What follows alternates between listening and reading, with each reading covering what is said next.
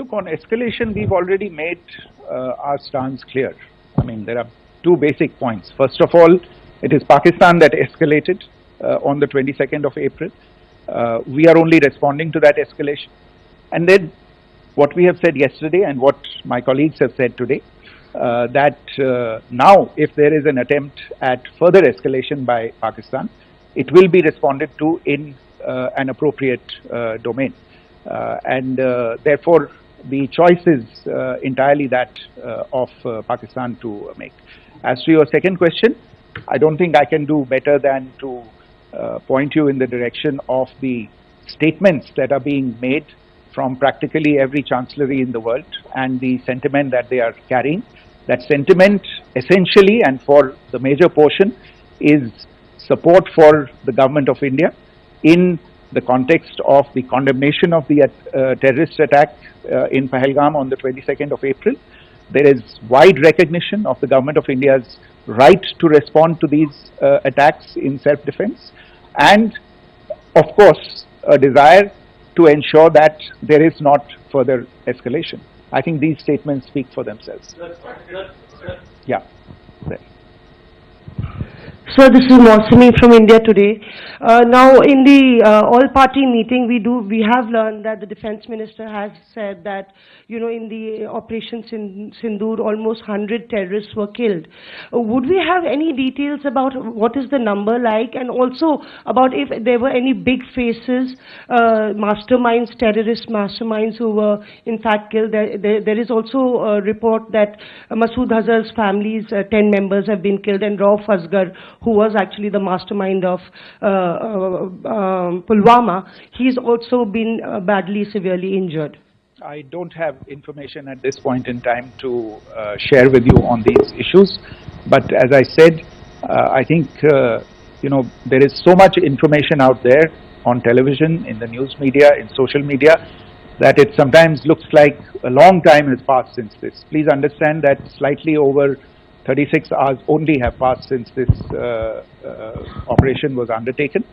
Let us have some patience. Information will come out. It will be shared in due time. Shruti.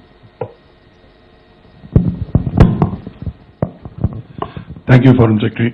Shruti Ranjan from Bloomberg. Sir, could you give us any understanding whether India has moved the IMF or the World Bank to kind of, sensitize them about the the bailout that Pakistan has, and the kind of stuff that the Pakistan government is doing?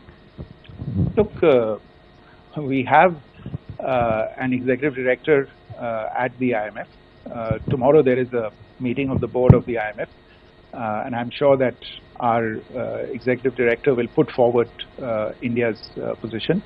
The decisions of the board are a different matter. The process through which they are made. But I think the case with regard to Pakistan should be self-evident to those people who generously open their pockets to bail out this country. And since you are from Bloomberg, I think you would have the data on how many IMF bailout programs have been, very good, thank you, have been sanctioned in the space of the last 3 decades. And I think you would also have an idea of how many of those programs have actually reached successful conclusion. Probably not many. So I think this is a decision that board members have to take by looking deep within themselves and looking at the facts. So we can, one last question, sir. Sure. One last question. Foreign Secretary, I'm Siddhant from CNN News 18. I would like to know, since it's an opportunity to speak to you, I would like to know the response coming from United States since last 3 weeks. Saudi Arabia, Qatar. In fact, Prime Minister Modi spoke to Qatar before the strikes that evening. Perhaps how do you read the support coming from these countries? Perhaps traditionally they were seen on the other side. This time around, their statements are strong worded. In fact, India-Saudi joint statement also had a very strong condemnation, strong worded condemnation. United States at all levels have condemned the attack and have extended support. In fact, Saudi Deputy Foreign Minister is in India. He just met EMS Jaishankar. Also, if you could shed some light on his visit, his meeting with EMS Jaishankar. In fact, we have also been told that he met Prime Minister Modi. Thank you. Look, all the countries that you named and many others, we have been in touch with them.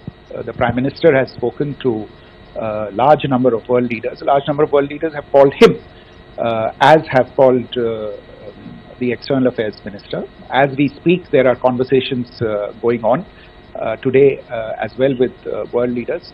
And your assessment or conclusion of the general tenor of these messages is very much on point.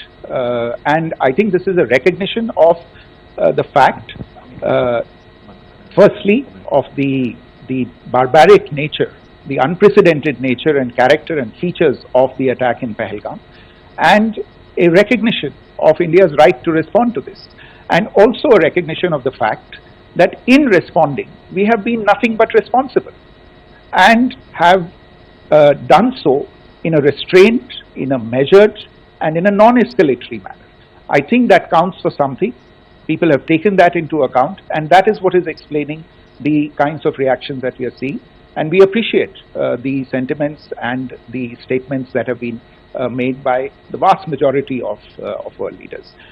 Yes, the Saudi Minister of State for Foreign Affairs is in Delhi. He had a meeting with the External Affairs Minister earlier today. I don't have further details at this moment, but if there are details, the Ministry will share them at some point with you.